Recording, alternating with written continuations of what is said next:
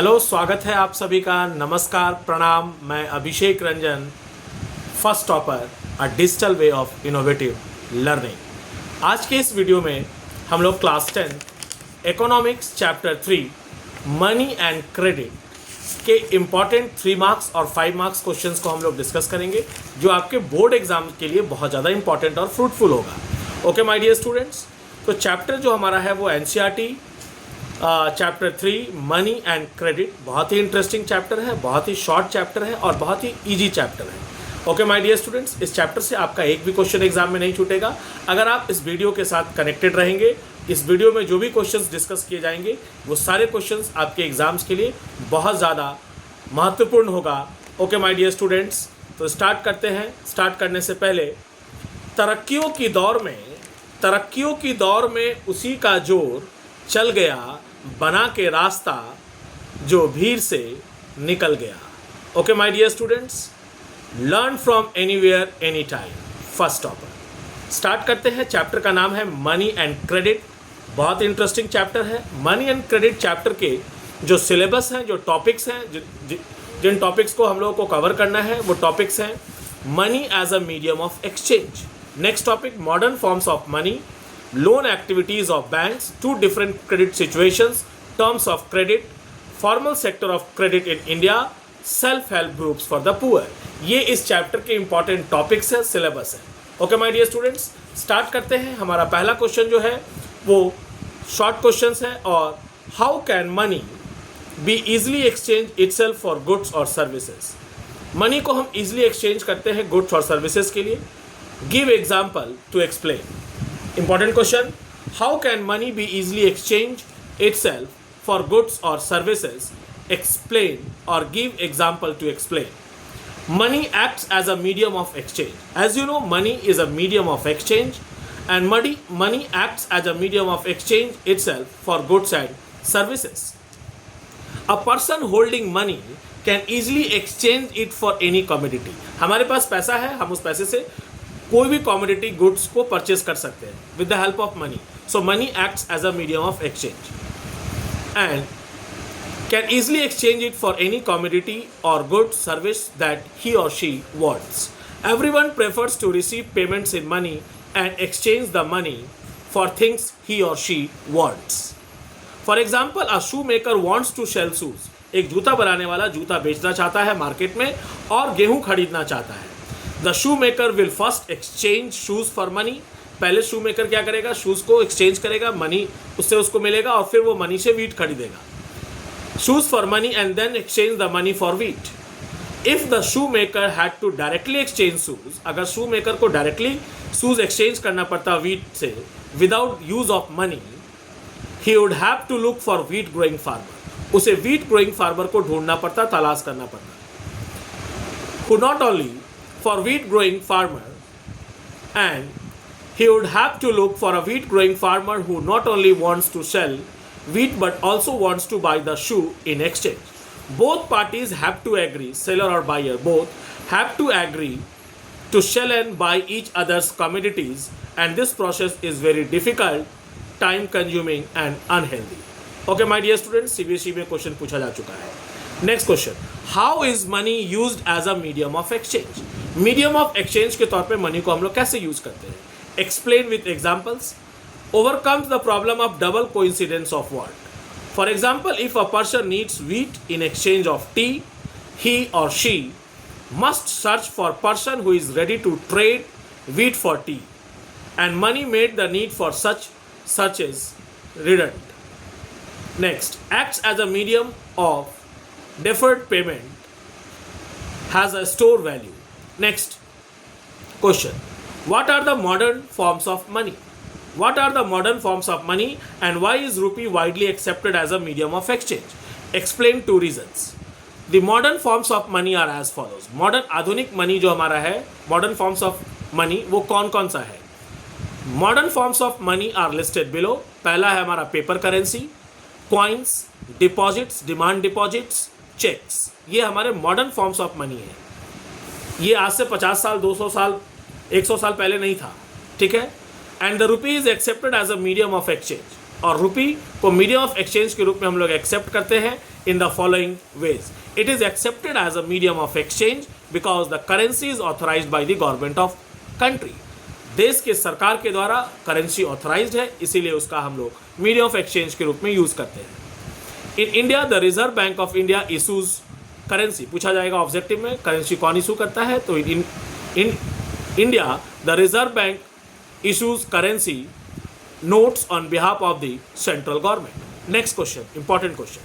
Why is modern currency accepted as a medium of exchange without any use of its own? Find out the reason. And the correct explanation and answer of this question is modern currency is accepted as a medium of exchange without any use of its own because modern currency is authorized by the government of a country. In India, the Reserve Bank of India issues all currency notes on behalf of the central government. These are important relevant points. मैं जो भी answers यहाँ से discuss कर रहा हूँ वो सारे आंसर्स पॉइंट वाइज में हैं and you all have to write the answers in point wise. इससे आपको एग्जाम में बेहतर मार्क्स मिलेंगे.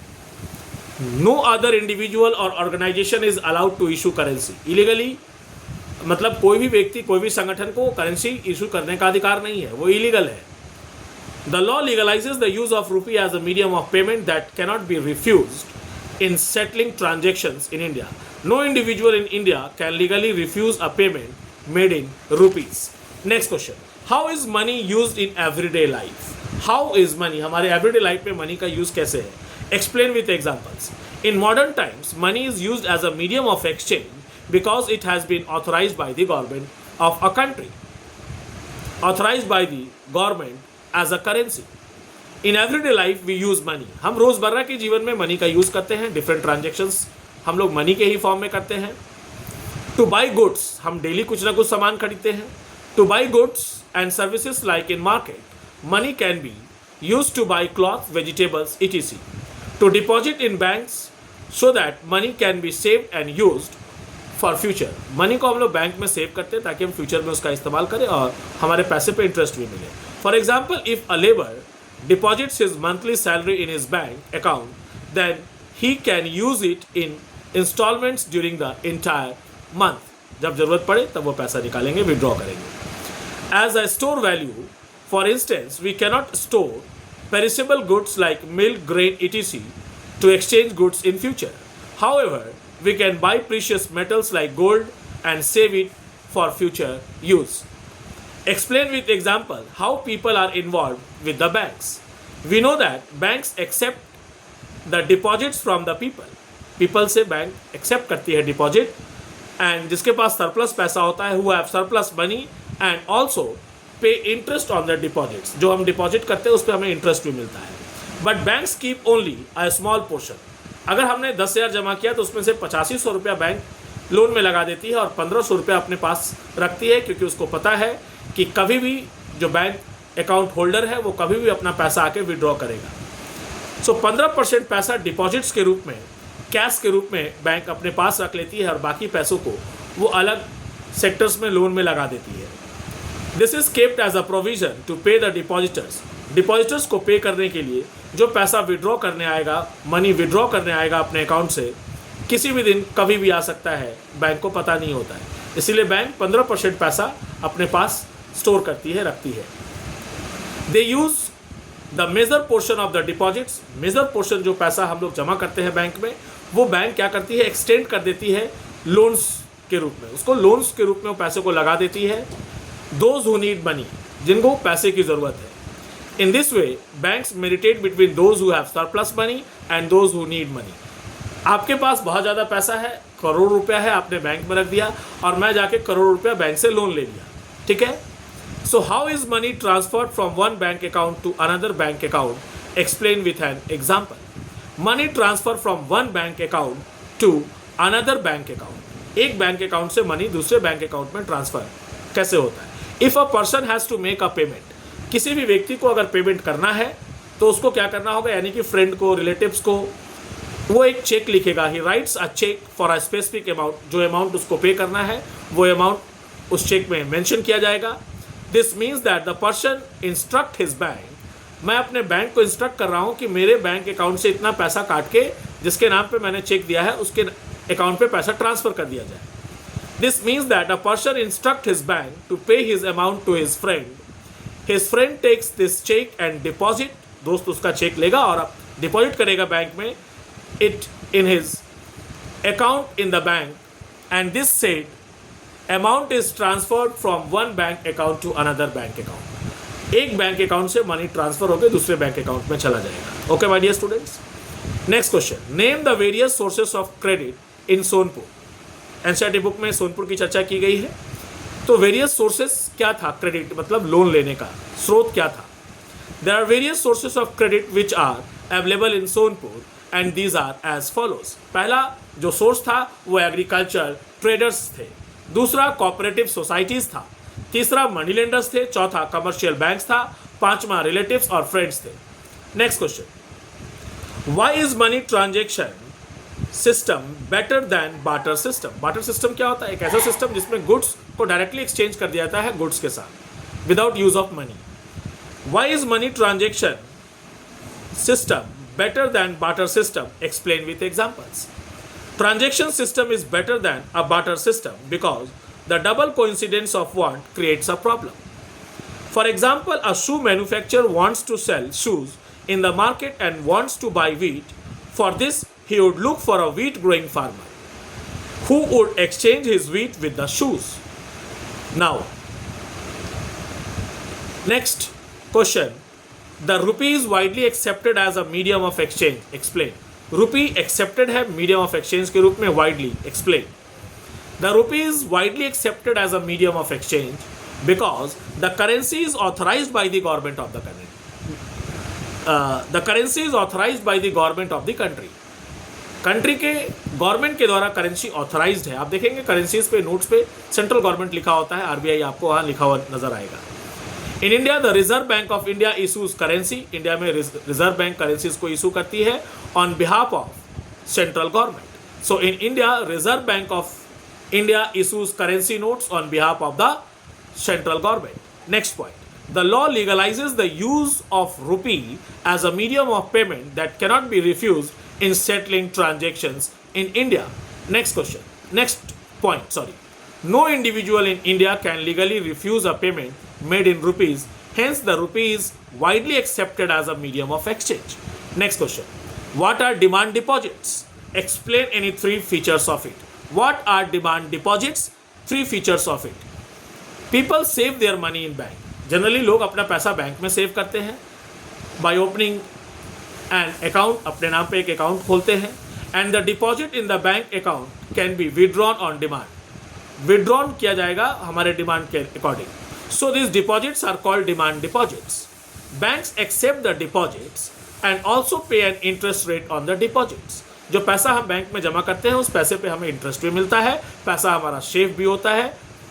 इन this way people's money is safe with the banks and it also earns interest. The facility of cheques against demand deposits makes it possible to directly settle payments without the use of cash. बिना cash के use किए आप transactions को settle कर सकते हैं, आप payment directly कर सकते हैं चेक के माध्यम से, डिमांड डिपॉजिट्स के माध्यम से, विदाउट यूजिंग कैश, बिना कैश का यूज किए हुए। Since demand deposits are accepted widely, demand deposits widely accepted है as a means of payment along with currency, currency के साथ। They constitute money in the modern economy. It is authorized by the government of the country. Okay, my dear students, come to the next question. Mention 3 points of difference between formal sector and informal sector. Formal sector और informal sector में difference क्या है? Source, ये दो source है पैसे लेने का, credit लेने का. One is formal and another is informal. Formal sector credit में banks, cooperative आएगा. Informal sector में मनी लेंडर्स आएंगे, ट्रेडर्स, एम्प्लॉयर्स आएंगे, फ्रेंड्स, रिलेटिव्स आएंगे। Formal sector banks require collateral and proper documentation. Bank को प्रॉपर डॉक्यूमेंट और collateral की जरूरत होती है लोन लेने के लिए। अगर हमें लोन चाहिए तो हमें प्रॉपर डॉक्यूमेंटेशन प्रोसेस से गुजरना होगा। लेकिन अगर आप इनफॉर्मल सेक्टर की बात करते हैं तो आपके रिलेटिव, आपके फ्रेंड्स आपको पर्सनली जान रहे होते हैं और आपको पैसा दे दिया जाता है बिना कोई पेपर वर्क के। A reasonable rate of interest is charged. Reasonable interest charge किया जाता है फॉर्मल सेक्टर में नेग्लिजिबल होता है, बहुत ज़्यादा अमाउंट चार्ज नहीं किया जाता है, लेकिन आप अगर इनफॉर्मल सेक्टर से पैसा लेते हैं तो वहाँ इंटरेस्ट रेट आपका बहुत ज़्यादा होता है। जैसे बैंक आपसे सालाना 12%, एक बात मैं एग्जांपल बता रहा हूँ, 10%, 11-12% जो भी है सालाना आपको पे करना पड़ता है। लेकिन आप किसी मनी लेंडर या रिलेटिव से लेते हैं या फ्रेंड से या ट्रेडर से लेते हैं तो आपको महीने का 3% देना पड़ता है, यानी कि साल का 36%। तो बहुत बड़ा डिफरेंस हो जाता है इंटरेस्ट रेट में फॉर्मल और इनफॉर्मल में। Next, apart from profit making they also have an objective of social welfare, यानी कि फॉर्मल सेक्टर क्रेडिट का उद्देश्य वेलफेयर भी है, कल्याण करना भी है, ठीक है, पब्लिक का। लेकिन इनफॉर्मल सेक्टर का ऐसा कुछ नहीं है।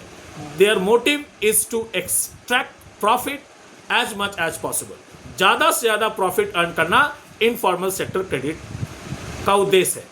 Terms of credit are fair and reasonable, terms of credit fair और रिजनेबल है हमारा फॉर्मल सेक्टर में। और इनफॉर्मल सेक्टर की बात करेंगे तो इनफॉर्मल सेक्टर में they impose very tough and sometimes even unreasonable terms of credit on borrowers. Next point from formal sector, the Reserve Bank of India supervised its functioning, यानी formal sector को supervise RBI करता है। और informal sector की बात करेंगे तो कोई ऑर्गेनाइजेशन इनफॉर्मल सेक्टर क्रेडिट को सुपरवाइज या उसके फंक्शनिंग को नहीं करता है। Okay my dear students, come to the next question. Poor households still dependent on informal sources of credit, आज भी पुअर फैमिली इनफॉर्मल सेक्टर पे डिपेंडेंट है लोन के लिए। Support the statement with examples. Poor households still depend on informal sources of credit because banks are not present everywhere, bank सभी जगह present नहीं है in the rural areas. Banks are not present everywhere in the rural areas, even when they are present, getting a loan from the bank is much more difficult than taking a loan from informal sources. Mega bank or public sector banks require proper documentation and collateral. Absence of collateral is one of the major reasons which prevents the poor from getting bank loan.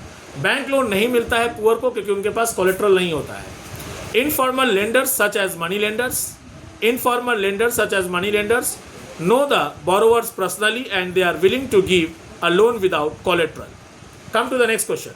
Deposit with the banks are beneficial to the depositors as well as to the nation. Deposits with the banks are beneficial to the depositors as well as to the nation. Examine the statement. Now,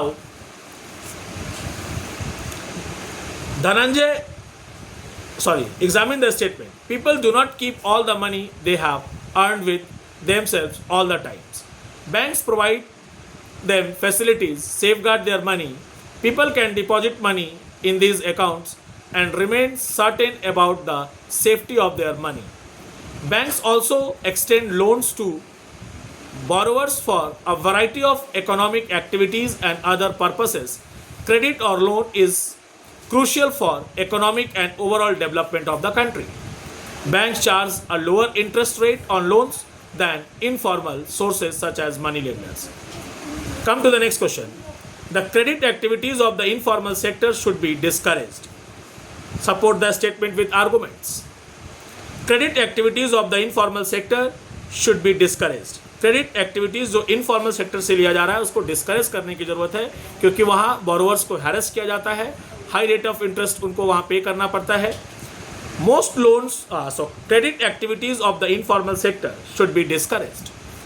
Most loans from informal lenders carry a very high interest rate and do little to increase the income of the borrowers. Borrower का income ज़्यादा नहीं होता है क्योंकि वो ज़्यादा पैसा interest के रूप में ही पे कर देता है। The poor households have to pay a large amount for borrowing. 85% of the loans taken by poor households in the urban areas are from informal sources. Cheap and affordable credit is crucial for country's development. देश के विकास के लिए loan जो दिया जाता है वो cheap हो, सस्ता हो और अफोर्डेबल हो, सबके पहुंच तक हो, सब अफोर्ड कर सके लोन लेने के लिए। Cheap and affordable credit is crucial for country's development. Come to the next question. Why are formal sources of credit preferred over the informal source of credit? Give 3 reasons. Formal sources को लोग prefer करते हैं informal sources के comparison में. Formal sources of credit preferred over informal sources of credit because of the following points. Formal sources have low cost of borrowing, cost of borrowing low है, कम है. Higher income through cheap borrowing, no exploitation and डेब्ट trap, कर्ज के जाल में नहीं फंसेंगे. Any other points you can also write. Come to the next question. Formal credit meets only about half of the total credit needs of the rural people. Rural people, ग्रामीण इलाकों के जो लोग हैं, उनका 50% फॉर्मल सोर्सेज से ही ज़रूरत पूरा हो पाता है. And where does the other half come from, और हाफ जो है वो उनको लोन कहाँ से मिलता है, उन्हें क्रेडिट कहाँ से मिलता है. Compare to formal lenders, most of the informal lenders charge much higher interest rate. Interest rate higher होता है किसका, इनफॉर्मल का, फॉर्मल के कंपेरिजन में. Rates on loans like 3% to 5% per month, that is 36% a year, और यहाँ formal में 10 से 12%. Besides the high interest rate, informal lenders impose various other tough conditions also. For example, they make the farmers promise, farmer से promise करता है कि मैं तुमको लोन दूंगा, लेकिन तुम जो प्रोडक्शन करोगे वो हमें से बेचोगे. Various other tough conditions, for example they make the farmers promise to sell the crop to him at low price. Crop farmers को बेच देना है लो प्राइस पे, जिससे उसने लोन लिया था. And there is no such conditions in the formal sector. Formal sector में ऐसा कोई कंडीशन नहीं है. Loans taken by poor people from informal lenders sometimes lead them to डेब्ट trap.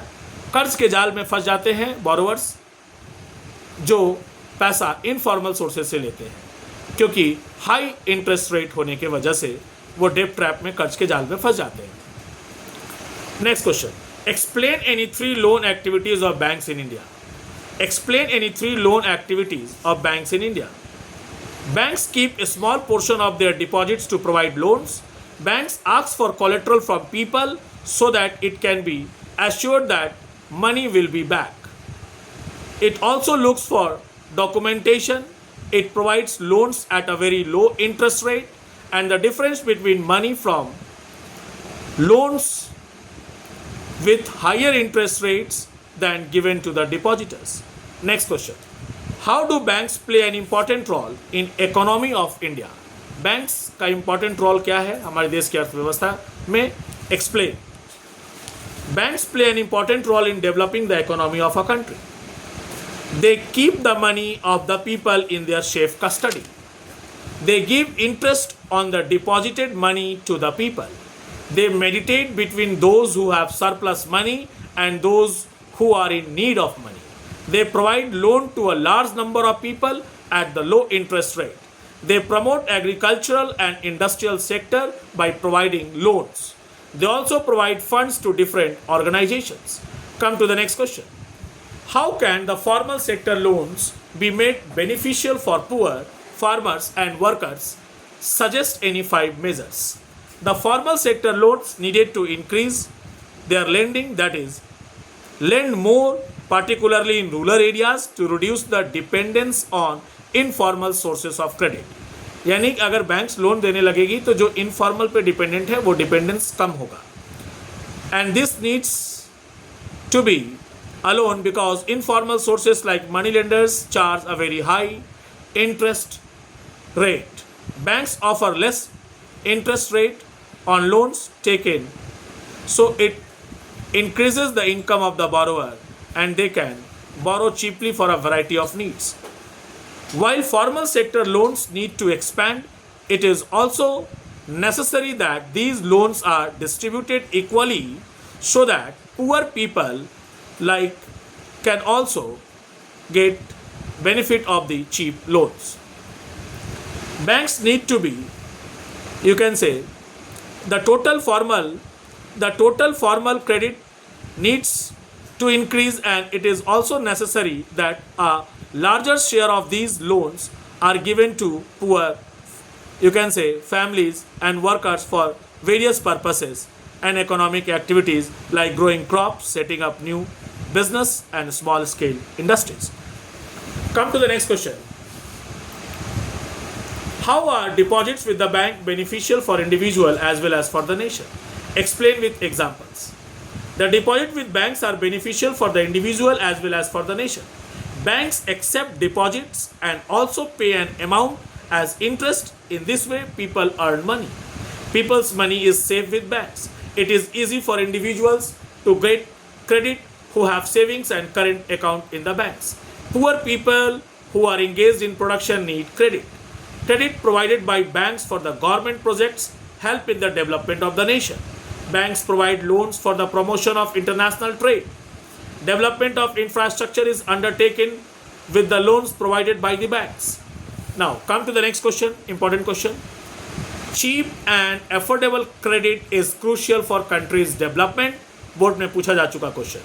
Cheap and affordable credit is crucial for the country's development. Explain the statement with 5 points. Importance of cheap and affordable credit for country's development. देश के विकास के लिए cheap credit का होना जरूरी है. Affordable होना चाहिए क्रेडिट, सबके पहुंच तक होना चाहिए, सब अफोर्ड कर सके, तब जाके देश विकास करेगा. Cheap and affordable credit would lead to higher income.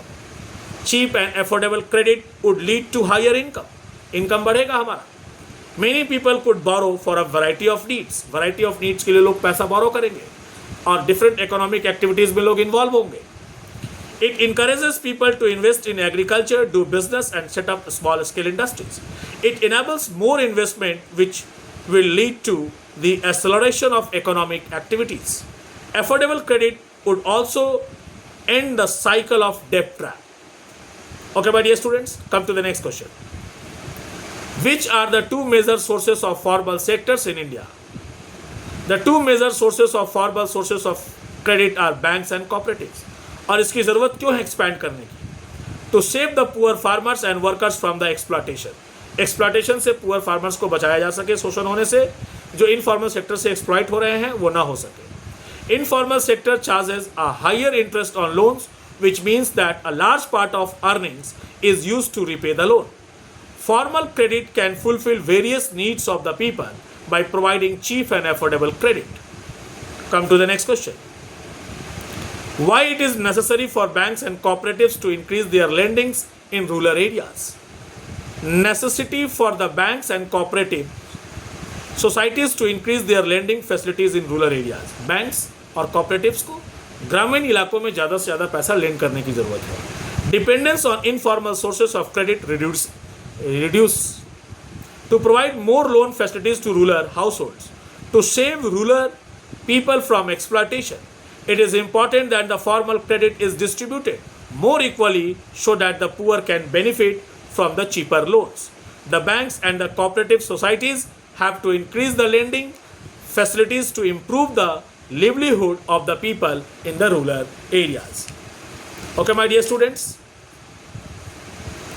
Now मिलते हैं आप सभी से नेक्स्ट वीडियो में किसी नेक्स्ट चैप्टर के इम्पॉर्टेंट क्वेश्चंस के साथ.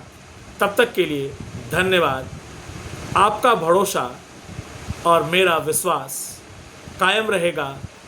आप हमारे चैनल को सब्सक्राइब करें, लाइक करें, शेयर करें, जिससे हमें और प्रेरणा मिलेगी और मैं आपके लिए हर दिन कोई नया चैप्टर का वीडियोज़ लेके आता रहूँगा. Okay my dear students. और मैं अभी यूट्यूब पे नया हूँ, पहला साल है, ये फर्स्ट ईयर है हमारा यूट्यूब पे. कुछ कमियाँ रह रही होंगी, कुछ प्रॉब्लम्स होते होंगे, जिसे आने वाले सेशंस में हम लोग अपग्रेड कर लेंगे. जैसे टेक्निकल इश्यूज़ या जो भी यूट्यूब के बारे में बहुत सारी जानकारी अभी हमारे पास उस तरह का नहीं है, जिसकी वजह से हम सिर्फ वीडियो बनाते हैं और उसे अपलोड कर देते हैं.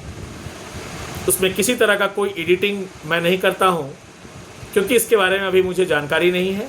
जैसे जैसे मैं अभ्यास करते जाऊँगा आपके लिए और अच्छे तरीके से मैं लेक्चर वीडियोस आप स्टूडेंट्स के लिए लेके आता रहूँगा.